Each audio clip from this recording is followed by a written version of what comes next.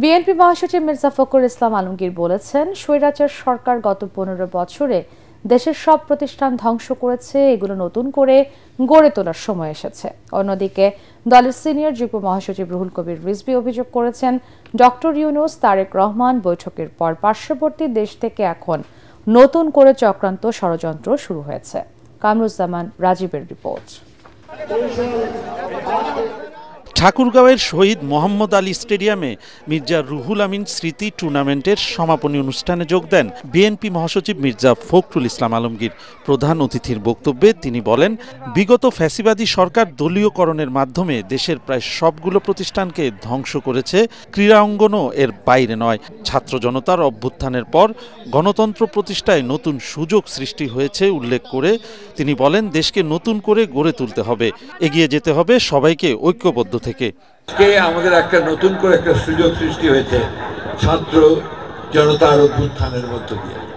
অনেক প্রাণ গেছে, অনেকে আমাদের ছাত্ররা তারা জীবন দিয়েছে। একটা কথা আমাদের সবসময় মনে রাখতে হবে যে দেশটা আমার, এটা অন্য কারো নয়। এই দেশটাকে গড়ে তোলার দায়িত্ব আমাদের। গত 15 বছরে এই দেশের প্রতিটি প্রতিষ্ঠানকে ধ্বংস করা হয়েছে, তো এখন সময় এসেছে এটাকে নতুন করে আবার গড়ে তুলবার। অন্যদিকে দলের ভারপ্রাপ্ত চেয়ারম্যান তারেক রহমানের নির্দেশে পাবনার চাটমোহরে বিএনপির প্রবীণ কর্মী আবু তাহের ঠাকুরকে দেখতে যান দলের সিনিয়র যুগ্ম মহাসচিব রুহুল কবির রিজভী।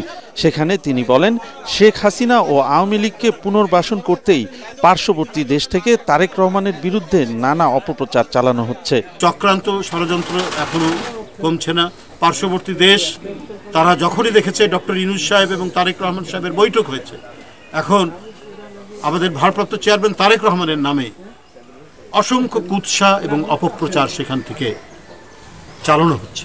বাংলাদেশের যে রাজনৈতিক দলটি 16 বছর মানুষের উপর নিপীড়ন করেছে, জনগণের টাকা লুট করেছে, লুট করে সে টাকা পাচার করেছে, যাদের বাড়িঘর এখন দুবাই, কানাডা, সিডনি, তারা পার্শ্ববর্তী দেশে আশ্রয় নিচ্ছে, তাদেরকে পুনর্বাসনের জন্য আজকে ভারতীয় নীতি নির্ধারকরা তারা নানা প্রচেষ্টা চালাচ্ছে। গত 1.5 দশকে বিএনপি নেতাকর্মীরা শত নির্যাতন নিপীড়ন সহ্য করেও দেশের গণতন্ত্র প্রতিষ্ঠায় ত্যাগ স্বীকার করে গেছেন বলেও দাবি করেন তিনি। কামরুজ্জামান রাজীব, এটিএন বাংলা।